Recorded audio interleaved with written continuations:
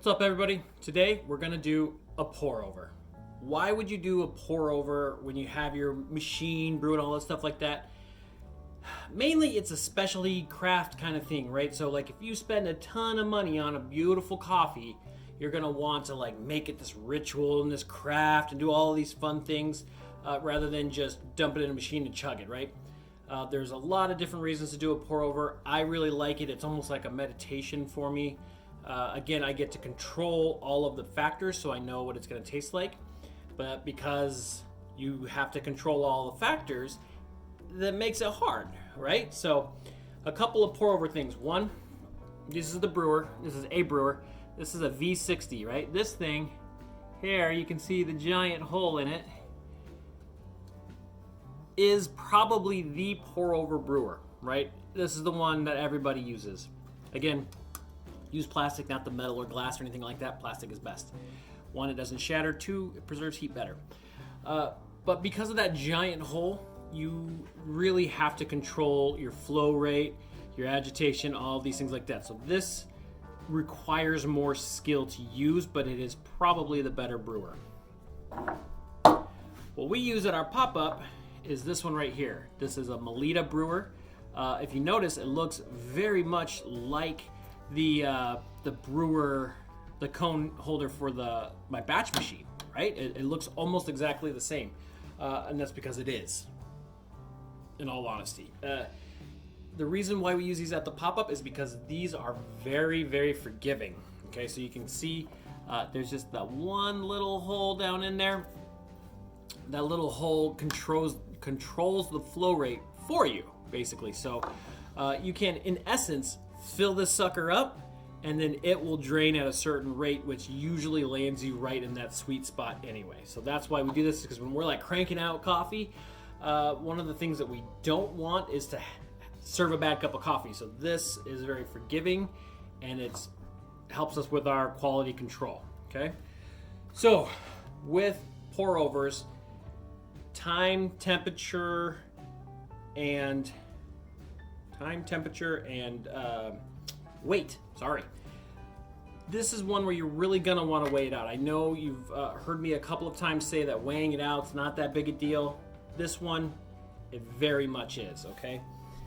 So again, we fold our filter so that it sits in the cone nicely.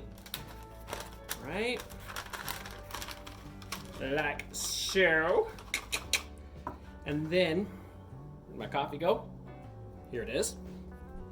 I have 22 grams of coffee, okay? Pour over coffee should be right around a coarse salt, table salt, is about the grind size that you should have. We want to start off with a nice flat bed. You don't need to stick your finger in there or have a little dimple in the middle. Just get it nice and started, okay? Make sure that your scale, the scale that I have, has a timer and a scale on it. Okay, so get that on there and make sure it's tiered. You're starting with 0 and start your time on now.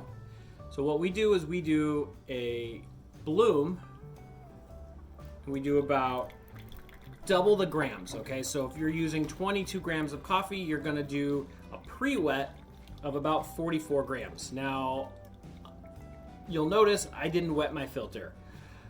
I know, it's taboo. I'm gonna get judged for it, and I'm okay with that. Wetting the filter, what that does is it washes the paper taste of the filter away, but it also kind of heats this plastic up so that when you start brewing, the slurry doesn't automatically drop in temperature, okay? So 30-second pre-wet, and then we go. We have a nice steady pour.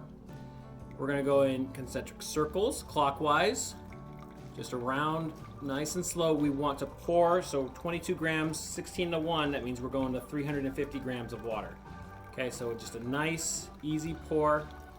Again, remember, this brewer is controlling the flow rate for you, so we want to get up to our weight, which is 350, by about a minute and a half to a minute 45, maybe 2 minutes.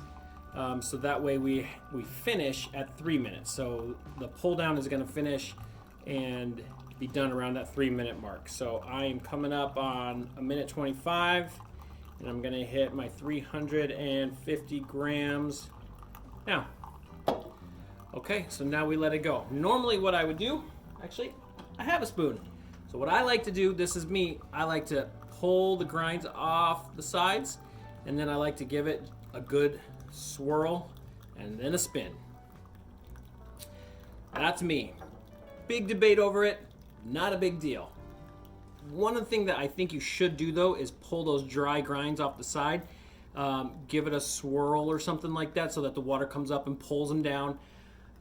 Whatever you do, right? Just get those dry grinds that kind of, when you put the water in, it kind of goes up on the side. Get those down in, and then get that bed of grinds nice and flat so that the water is going through evenly, okay? You don't want it to be all wonky, so then the water is shooting down here and then going super slow down here, because this coffee won't extract and this coffee will extract too fast. Either way, it's going to lead to not a very nice cup. Okay, so we're at 2.5 minutes, still starting to slow down. Again, as it pulls down, grinds will stick to the filter.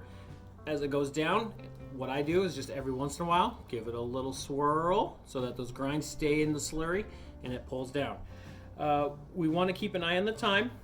If it's taking way too long, that means your grind size is usually too fine, and so it's getting clogged. If it's going super fast, that means your grind is too coarse and the water is just rushing through and it's not actually extracting anything out of those beans.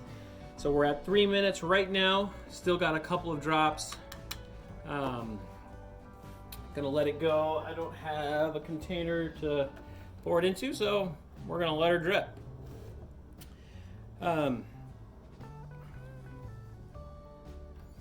Sorry, this is the best part. Sniffing it.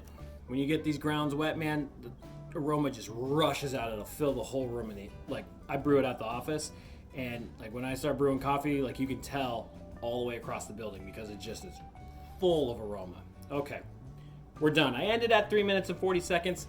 That's a little long. I should have either poured a little faster, or I need to adjust my grind so that the pull down is a little bit quicker.